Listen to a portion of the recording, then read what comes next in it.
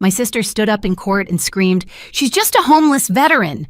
The words hit like a grenade in a room full of polished shoes and cold stares. I didn't flinch.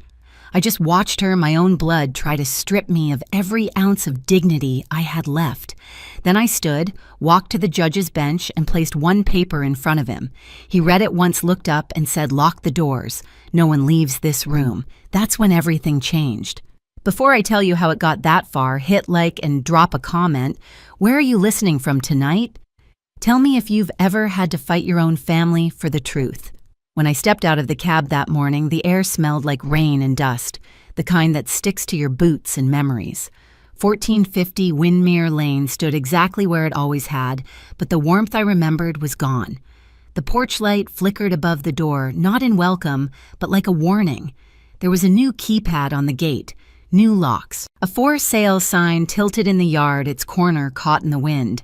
I stood there in uniform discharge papers still in my bag, 25 years of service, folded neatly inside. I thought I'd come home. Instead, my sister's voice came through the intercom, sharp, rehearsed. "You can't be here, Willow. This isn't your house anymore." For a second, I thought she was joking. I even smiled. Delilah opened the gate. "I just want to see Mom. She doesn't want to see you. None of us do." Her words sliced cleaner than any blade I'd handled in the field. I tried again, quieter this time. "I just want to talk." Delilah hesitated. Then she said the line that sealed it. "You left. You disappeared. You're not in the will."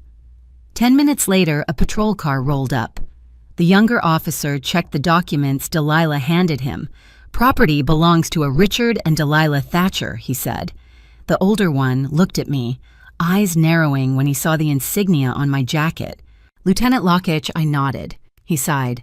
"Ma'am, I'm sorry, you'll have to leave." The gate clicked shut, steel against steel, and the sound lodged itself somewhere in my chest. I walked back to the sidewalk, the same one where my grandfather once taught me Morse code, ..truth. Now all I could read was silence. That night, I sat in my car 2 blocks away. The house glowed amber through the trees, familiar yet foreign. Every window was lit, but not for me. The people inside my family moved on without looking back. I stayed until dawn, watching the light fade, remembering the last words my grandfather ever told me before he died. "Every lie leaves a trace, Willow. Even family lies." I didn't know it yet, but he was right, and the traces they left behind were about to burn. The next morning, I found myself in a cafe off Jefferson Street, the kind with burnt coffee and quiet corners where bad news lands softly. Ruth Clay was already there, hair pinned back, dark blazer, same sharp focus she had back in college when she argued every point like her life depended on it. She didn't hug me. She just slid a tablet across the table. "Thought you should see this," she said. On the screen was a property listing, 1450 Windmere Lane, my grandfather's house, listed under Ravencrest Holdings, LLC. I blinked, trying to process. That's impossible. Ruth zoomed in on the seller line. My name was there, signed in black ink, neat and clean. "That's not my signature." "I know," she said quietly. "It's forged. Notary stamp traces back to someone suspended last year for falsifying documents." The room tilted for a second as if gravity had forgotten me. "So they didn't just take it," I whispered. "They built an entire lie to make it look legal." Ruth's eyes softened, but her tone stayed steady. "Your sister's husband, Brian Calloway, he's listed as the logistics contact for Ravencrest. And your father's name appears on several payment approvals." The words "payment approvals" hit harder than any gunfire I'd heard overseas. My own blood had turned my life into paperwork. I sat back, staring out the window at the street, the people walking past with coffee cups and laughter, normal lives untouched by betrayal. "My grandfather told me the house would be mine," I said. He said it to my face. "Day before he died." "Then there should be proof," Ruth said. "An earlier will. Maybe an audio record, email, letter, something." Something inside me clicked. My old laptop. Years ago, I digitized his files, saved everything in a backup drive labeled Family Archive. I hadn't looked at it since deployment. Ruth leaned forward. If you can find even one inconsistency, timestamps, handwriting, financial logs, it's enough to reopen the case. I nodded slowly. I'll find it. By the time I left the cafe, the shock had cooled into something sharper. Betrayal had always been a story you heard about other people, until it wasn't. As I walked back to my car, the wind picked up, carrying the smell of rain and asphalt. I tightened my coat and thought of Delilah's voice, how cold and certain she'd sounded. "They think I won't fight back," I murmured. "They've already forgotten who taught me how to fight." That night, I dug through boxes stacked in my small apartment, metal tins, old drives, notebooks that smelled faintly of cedar and dust. Every sound felt louder than it should have been. I found the hard drive buried beneath an old service jacket labeled Family Archive, in my grandfather's shaky handwriting. When the screen lit up, his voice echoed in my memory, "Every lie leaves a trace." It didn't take long to find the first one. The digital copy of his will, signed, dated, witnessed. The name on it was mine, but when I compared it to the one Delilah's lawyer had filed, the signatures didn't match. Theirs looked perfect. Too perfect. Machine smooth. By midnight, my desk was covered in printouts, highlighted lines and notes scribbled in the margins. I wasn't just grieving anymore. I was investigating. The next morning, Ruth called. I reached out to an old contact, someone who might help us trace the money trail. Ex-Cyber Command, Isaac Ng, I said, before she could finish. She paused. "You still trust him?" "With my life," I said. "He's the one who taught me to see what people hide." An hour later, Isaac and I were on a secure call. His voice hadn't changed, steady, practical, just enough sarcasm to sound alive. "Long time Lockatch," he said. "You always did attract trouble." "Not this kind," I said. "This time it's blood deep." He started running traces through the accounts tied to Ravencrest Holdings. Within minutes, the names appeared like ghosts: Brian Calloway, Richard Lockash, hidden behind shell invoices and fake service payments. "Your sister's husband moves the money," Isaac said.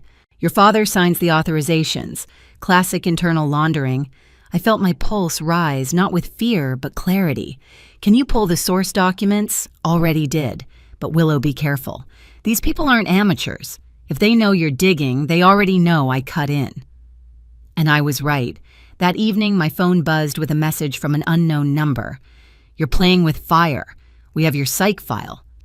I stared at the screen, jaw tight. They wanted me unstable, discredited, erased again. But the soldier in me only heard a challenge. I turned off my phone, booted my laptop, and opened a secure channel to Ruth and Isaac. "We start tonight," I said. "Everything they've forged will undo line by line." As the three of us worked, I saw the pattern emerge: falsified property transfers, hidden payments, altered notarizations. Every lie was time-stamped, every deceit traceable. By sunrise, I held the one document that could end them all: the original deed, digitally verified with my grandfather's recorded statement attached. I looked at it for a long time, then slipped it into a folder. "This is it," I whispered. "One paper. That's all it takes." The courtroom was colder than I expected. Maybe it was the marble, maybe the silence, the kind that presses against your skin until you can feel your pulse in your throat. I sat, straight, hands clasped the creases of my uniform, sharp as a blade. 25 years of service had taught me how to stand tall when the world tried to shrink me. Across the aisle sat the people who shared my blood. My father, Richard Crisp, in a navy suit, pretending not to see me. My sister Delilah, all pearl earrings and perfect posture. And Brian, her husband, scrolling on his phone like he was bored by justice. When the bailiff called my name, I rose. The title still sounded strange when someone else said it: Lieutenant Colonel Willow Lockatch, Plaintiff. For a moment, I caught my father's eyes. They were calm, too calm, the kind of calm that comes from thinking you've already won. The proceedings began. The prosecutor laid out the evidence we'd spent months building: altered payments, falsified documents, notarizations under a suspended license. Ruth sat beside me, flipping through her notes, her movements methodical. She didn't speak much, she didn't have to. The truth was heavy enough to do the talking. But the defense came armed with venom. Their lawyer painted me as unstable a soldier, haunted by deployment, unfit to manage property, incapable of distinguishing loyalty from paranoia. They called me erratic, bitter, a woman who can't move on. And then Delilah stood up. "She's just a homeless veteran," she shouted, voice cracking through the courtroom. The words hit like shrapnel echoing off the walls. The judge banged his gavel, calling for order, but the damage was done. Every whisper, every pair of eyes turned toward me. I didn't speak. I didn't even blink. I let her finish digging her own grave. When the silence returned, I rose. "Your Honor," I said quietly, "may I approach?" He hesitated, then nodded. I walked to the bench, heels clicking against the floor. Every step felt deliberate, final. When I reached him, I laid a single folder on his desk. "One document," I said, "from the original estate registry, verified by federal audit." He opened it, scanned the pages, then looked up. His expression changed, first confusion, then recognition, then something closer to disbelief. He tapped his gavel once. "Lock the doors," he said. "No one leaves this room." The entire courtroom froze. The bailiff moved to the doors, sealing them shut. Delilah's jaw slackened. Brian looked up from his phone, color draining from his face. My father sat perfectly still, the mask cracking in slow motion. The judge spoke again, voice firm. "These documents show a forged deed, falsified transfer payments, and unauthorized use of a military ID. The signatures on file do not match verified exemplars, and the authorization trail leads directly to you, Mr. Lockatch." My father didn't deny it. He simply exhaled and turned his face away. Mom, seated behind them, trembled.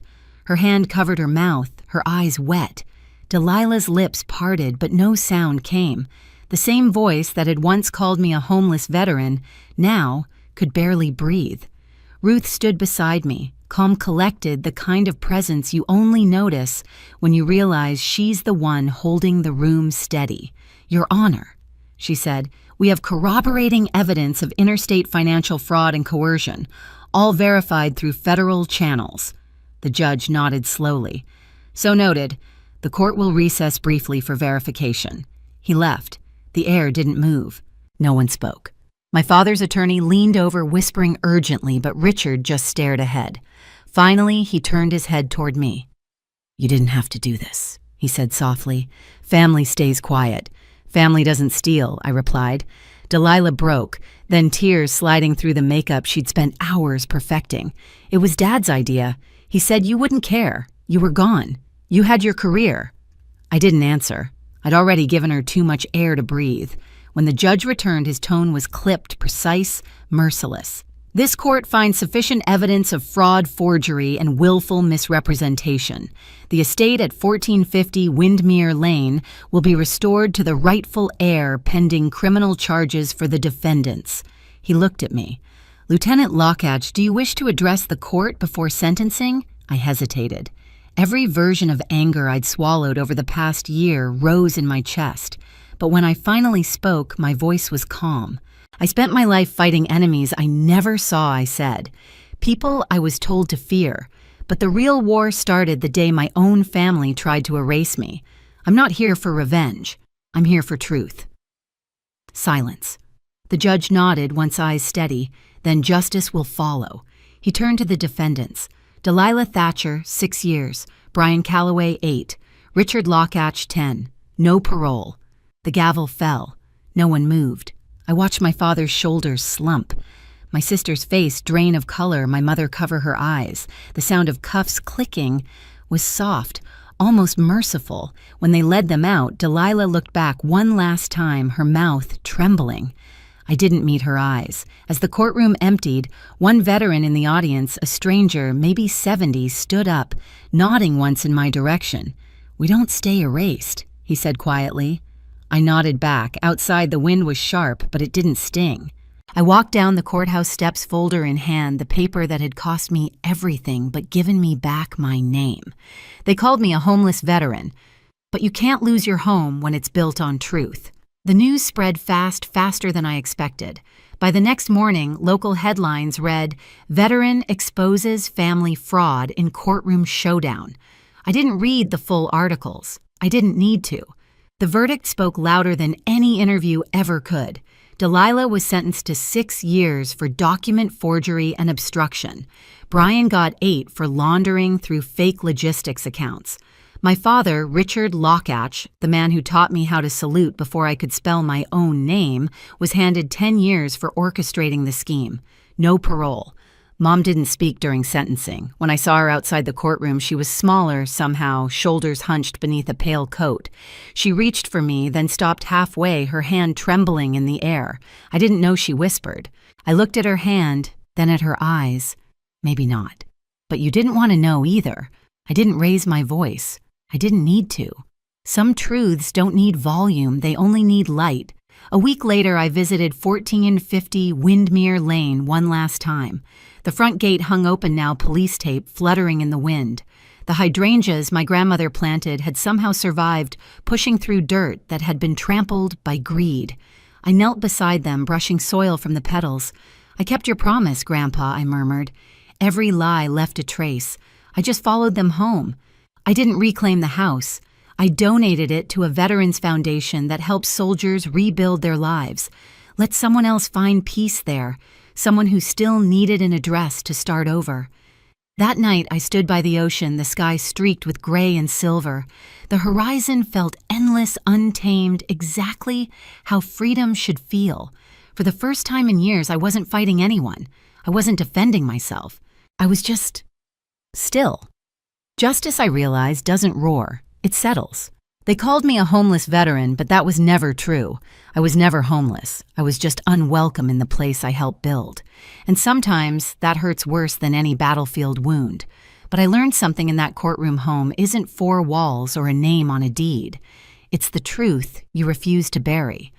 I walk differently now, lighter. I don't carry bitterness, only memory. Every person who tried to erase me has to live with the echo of their own lies, and that's punishment enough. People ask if I regret taking them to court. The answer's simple no, because silence doesn't protect the innocent. It protects the guilty. So if you're listening and you've ever been told to stay quiet or let it go, don't. Speak. Shine light where they told you not to look. They thought they took my home. But what they really did was give me a story worth telling. If this hit close to home, drop a comment below. Tell me where you're watching from and what truth you'd fight for. And hit subscribe because the next story might be yours.